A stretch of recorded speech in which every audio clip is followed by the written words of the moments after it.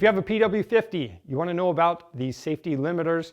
Now, these bikes have been pretty much unchanged for over 40 years. There's some minor differences, but with the safety restrictions, not much has changed. So we're going to show you what you need to know today. You've got a speed limiter and a power reduction plate, and you can use those two items to tailor the power to the skill set of your child. So whether it's a new bike and you need to adjust that stuff, or an old bike and your child is brand new to riding and you want to add the limiters back on, we're going to show you how to do that today.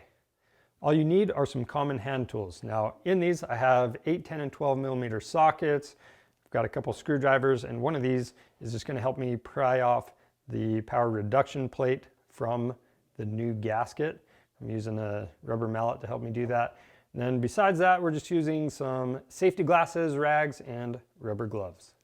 The first thing we're going to talk about is the speed limiter. So that's going to be on your throttle housing, and it's just a screw with a jam nut on it. And you can adjust that to control how far the throttle opens. That way, if your child is very new to riding, you can keep those speeds down. And then as they get better, slowly and progressively move that screw out. Once the screw is all the way out, then you can remove the power reduction plate that is in the exhaust. That's really simple to do. All you need to do is remove your seat by taking out the 2 bolts in the back.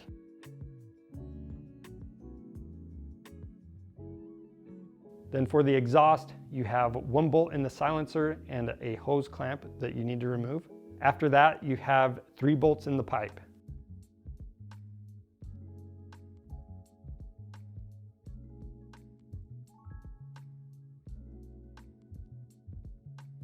Now to get this restrictor plate off, I'm going to clamp it in the vise with 2 sockets, and then I can actually carefully pry that gasket off and make sure you don't damage it.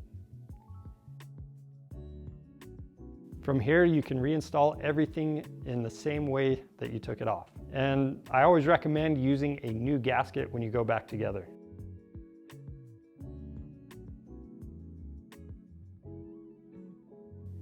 Now, one thing I want to point out is that you're not going to have to change your jetting with these adjustments.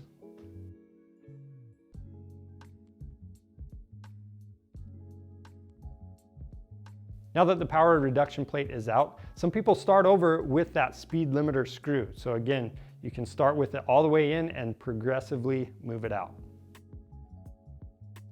And that's it for the safety limiters on your PW50. If you have any questions about this stuff, leave those down in the comments below. Or if you need any parts for your PW50, you can find those on our website. If you need other maintenance videos, you're going to want to check out our channel and subscribe.